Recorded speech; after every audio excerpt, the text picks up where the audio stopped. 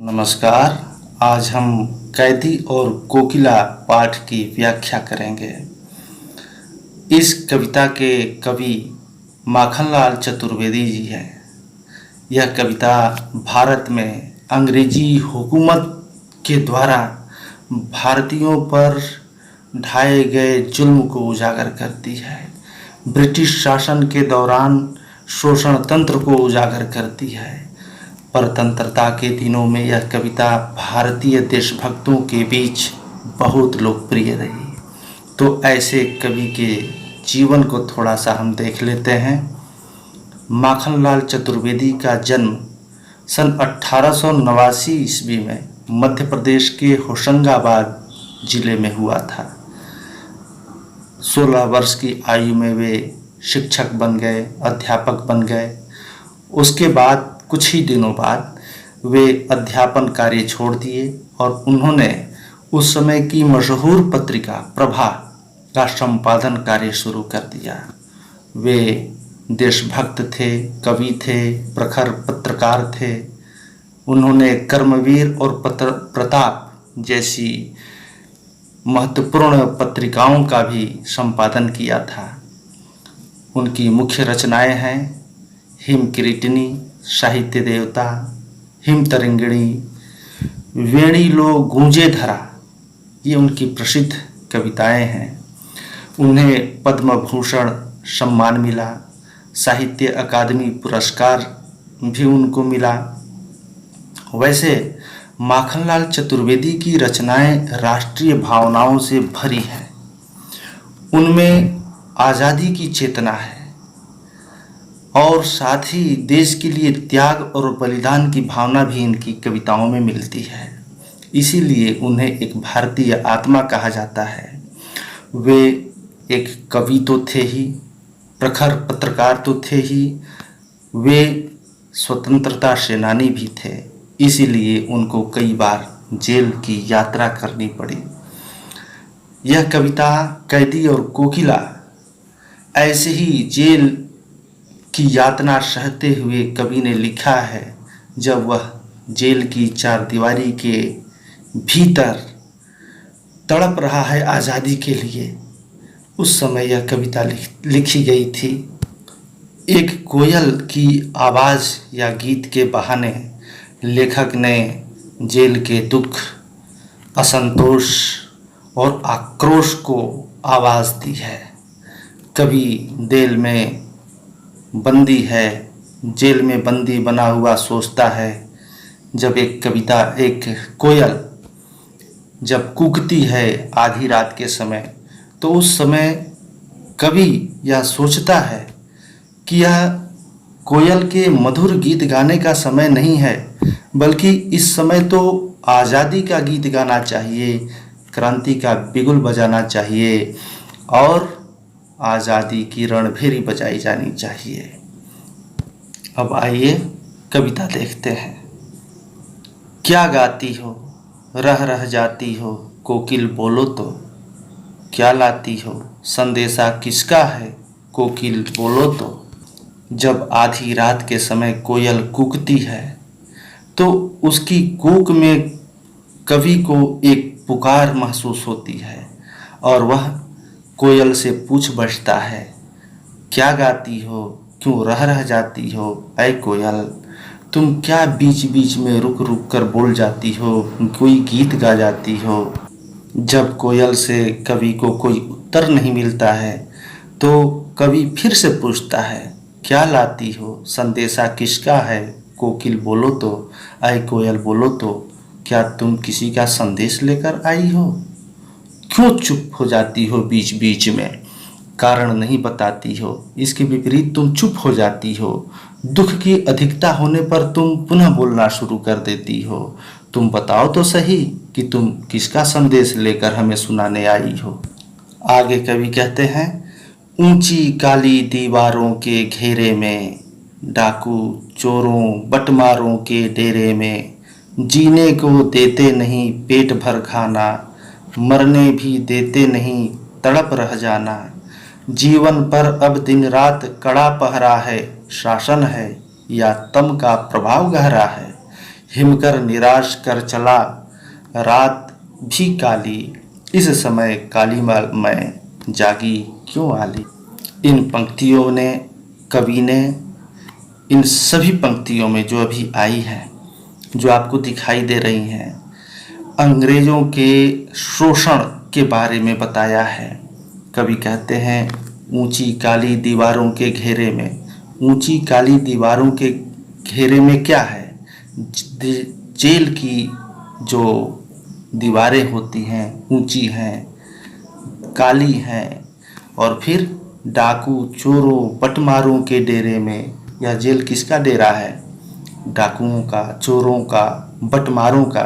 बटमार यानी बटुआ मारने वाला, पॉकेट मार जिसको कहते हैं, उनका डेरा है। जीने को देते नहीं पेट भर खाना, और इन लोगों के बीच में तो रहना पड़ता है। साथ में अंग्रेज करते क्या है कि जीने भी के लिए जो पेट भर खाना चाहिए वो भी नहीं देते हैं, मरने भी देते नहीं, तड़प रह जाना, और इधर मरने भी नहीं देते हैं, थोड़ा बहुत खाना खिला देते हैं जिससे जिंदा तो रहना पड़ता है, लेकिन तड़प तड़प कर, घुट घुट कर रहना पड़ता है, जीना पड़ता है।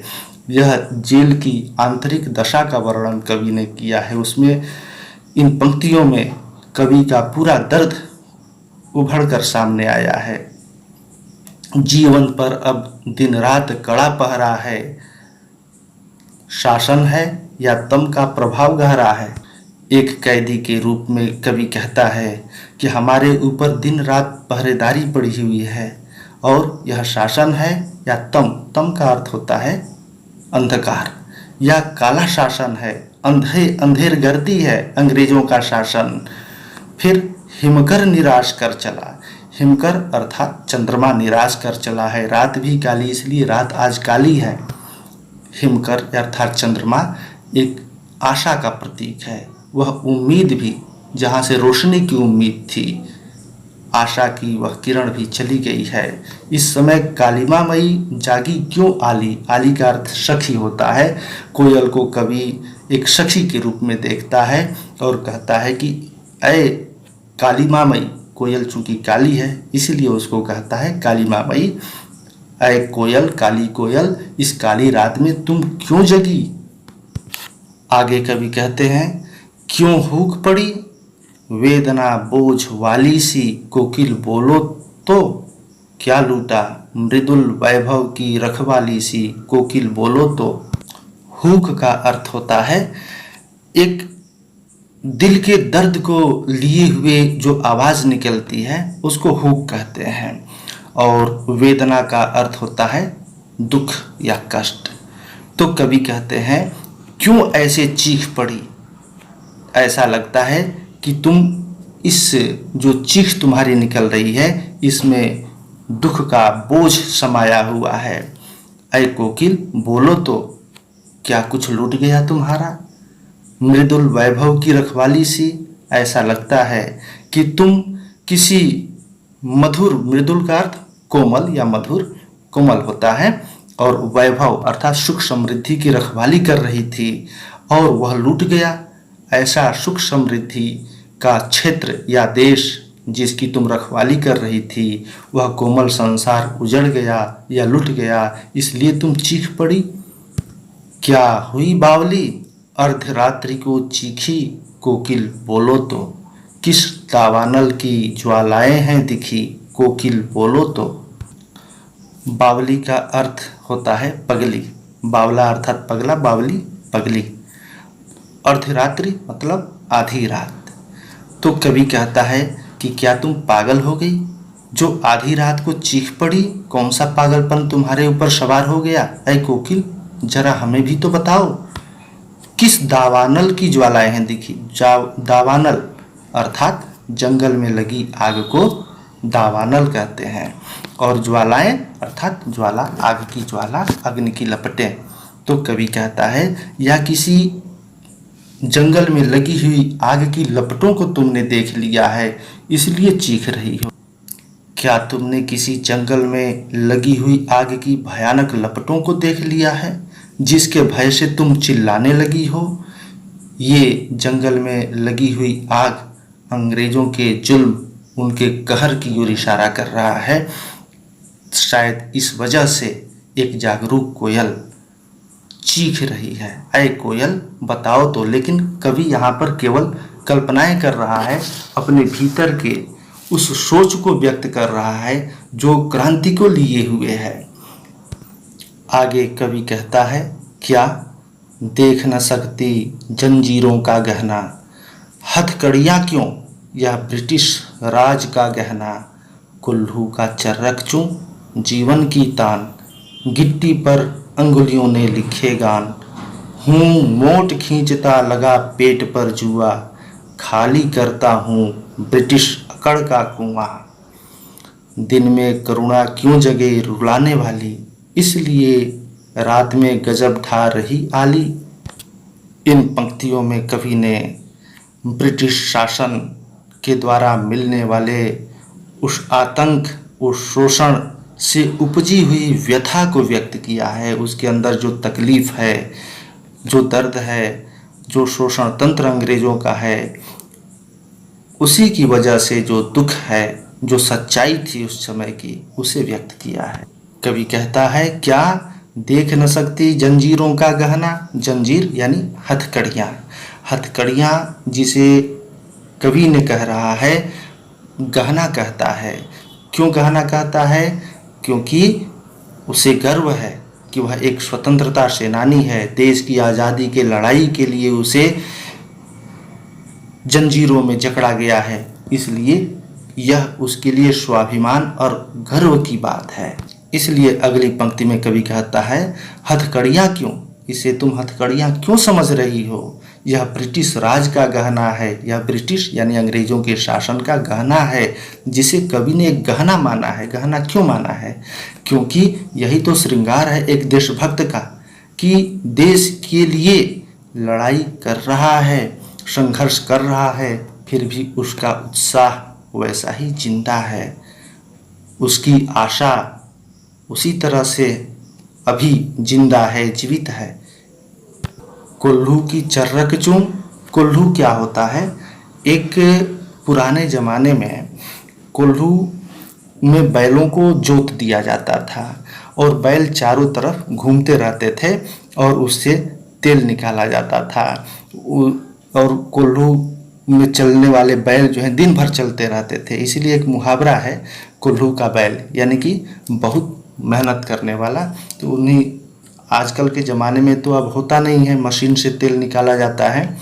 तो कहते हैं कवि कि कुल्लू का चरक चूं, जब कुल्लू बैल खींचते थे तो उसमें से चर्रक चर चर चूं चूं की आवाज़ आती थी।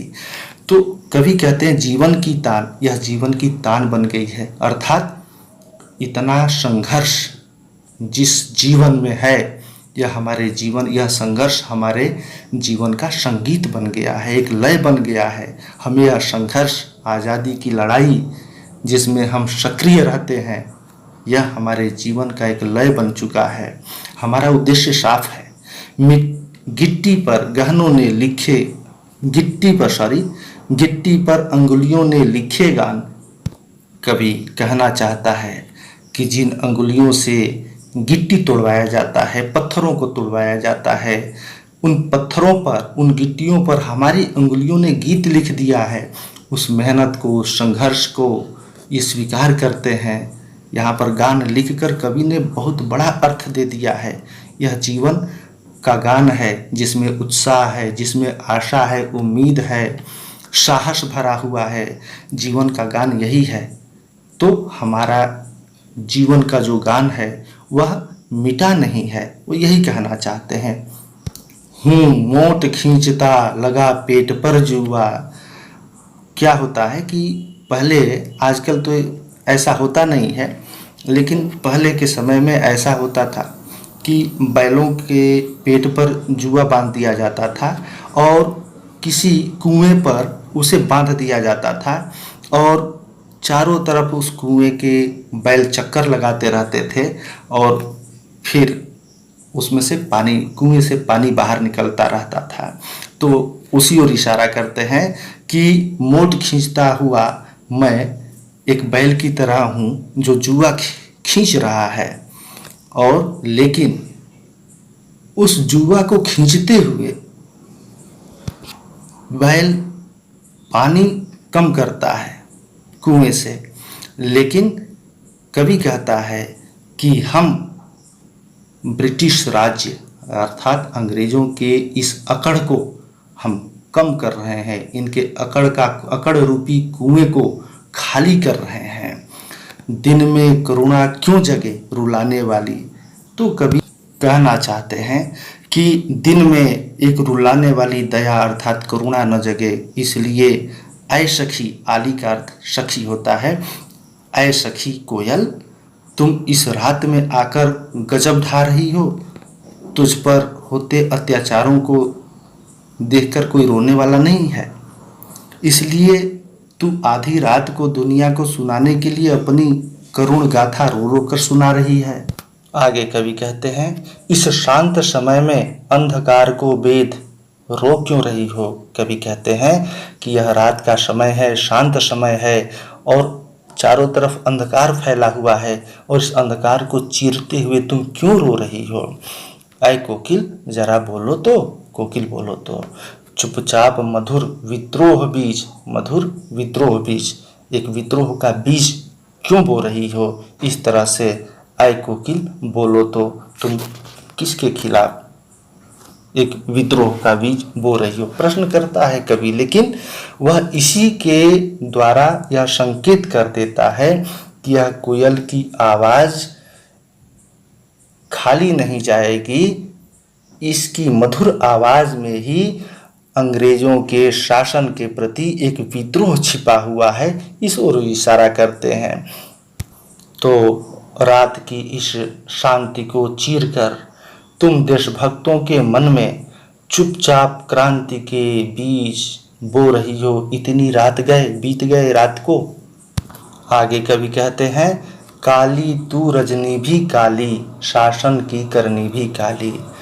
ऐ कोयल, रात काली है, रजनी अर्थात रात, जिस तरह से रात काली है तू भी काली है। काली तू भी काली है। कोयल कैसी काली है, रात की तरह तुम भी काली है। शासन की करनी भी काली, और यह जो अंग्रेजों का शासन है जिसमें अत्याचार होता है, जो निरंकुश हैं ये विदेशी शासन करने वाले, इनकी करतूतें भी काली हैं। काली लहर कल्पना काली, चारों तरफ काली लहरें हैं, अर्थात अत्याचार ही अत्याचार अंग्रेजों का है। तो ऐसे समय में, ऐसे भयानक स्थिति में जो काला कानून है अंग्रेजों का, इसमें जो कल्पना होती है वो भी काली है, अर्थात निराशाजनक है।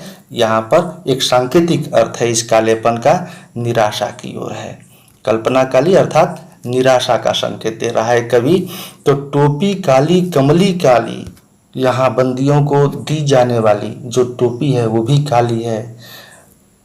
बंदियों को दिए जाने वाला जो कंबल है, कमली अर्थात कंबल, वो भी काला है। मेरी लौह श्रृंखला भी काली है।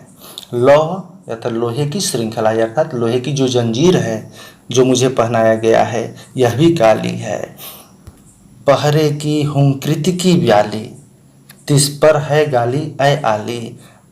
हुंकृति अर्थात हुंकार, और व्याली का अर्थ है सर्पिणी। व्याल अर्थात सांप होता है और व्याली अर्थात सर्पिणी। तो कवि कहते हैं कि जो पहरे की हुंकार है, हुंकृति है, वह भी व्याली सर्पिणी की तरह है, और इसके बाद भी तिस पर है गाली, और इसके बावजूद गाली मिलती है ऐ सखी। ये जेल की स्थिति है जहाँ पर केवल अत्याचार हो रहे हैं, चारों तरफ कालापन है, निराशा की स्थिति है, अत्याचार हो रहे हैं, गालियाँ मिल रही हैं बंदियों को। और बंदी कौन है, जो स्वतंत्रता सेनानी कवि अपने आप को बता रहा है। आगे कवि कहते हैं, इस काले संकट सागर पर मरने की मदमाती।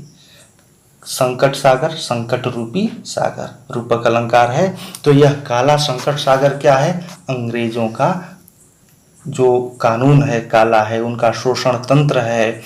तो ये चारों तरफ जो समाज है, जिस पर भारतीयों का समाज जिस पर अंग्रेज शासन कर रहे हैं, उसी के नीचे दबी हुई, चीखती हुई, कराहती हुई जो जनता है वो क्या है, उनका संकट जो है सागर की तरह है।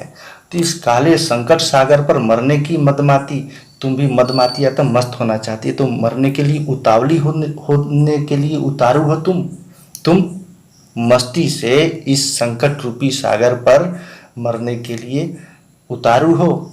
कोकिल बोलो तो, ऐ कोकिल जरा बताओ तो, ऐ कोयल जरा बताओ तो, अपने चमकीले गीतों को क्यों कर हो तैराती। कोकिल बोलो तो, अपने चमकीले गीतों को अर्थात क्रांतिकारी गीतों को, चमकते हुए गीतों को, आशा से भरी, उम्मीद से भरी हुई गीतों को तुम इस अंधेरे में क्यों तैरा रही हो, ऐ कोकिल बोलो तो। आगे कवि कहते हैं, तुझे मिली हरियाली मुझे नसीब कोठरी काली। कोयल और कवि को मिलने वाली जो सुविधाएं हैं दोनों में क्या अंतर है। तो कवि कहते हैं कि ऐ कोयल तुझे तो हरी हरी डाली मिली हुई है, लेकिन मेरे नसीब में क्या है, यह काली कोठरी है। तेरा नभ भर में संचार, नभ अर्थात आसमान, तुम्हारा पूरा आकाश में संचार है, तुम चल सकती हो, उड़ सकती हो, पहुंच है तुम्हारी। मेरा 10 फुट का संसार, लेकिन मेरा 10 फुट का जो जेल की जो दीवारें हैं कमरों की, तो वो 10 फुट का ही है, छोटा सा कमरा मिला हुआ है। तो मेरा सीमित संसार है, तुम्हारा विस्तृत संसार है, बहुत फैला हुआ संसार है। अर्थात मैं गुलामी में हूँ, तुम आज़ादी में हो। तेरे गीत कहावे वाह, रोना भी है मुझे गुनाह। क्योंकि जो आज़ादी से कुछ भी बात निकले तो गीत ही होते हैं और वाहवाही होती है उसमें, क्योंकि आज़ादी का रस छिपा होता है। और कवि कहता है कि रोना भी है मुझे गुनाह। यहाँ पर जब हम रोते हैं तो यह भी एक अपराध बन जाता है। देख विषमता तेरी मेरी, विषमता मतलब यह अंतर, असमानता, तुम्हारी और मेरी असमानता यह देखकर, और बजा रही तिस पर रणभेरी, तुम क्या रणभेरी बजा रही हो आज़ादी का, कि तुम्हें संघर्ष करना चाहिए इस अत्याचार के विरुद्ध, अंग्रेजों के विरुद्ध तुम्हें संघर्ष करना चाहिए, इस लड़ाई को आगे बढ़ाना चाहिए। क्या तुम ऐसी रणभेरी बजा रही हो, युद्ध के लिए संदेश दे रही हो।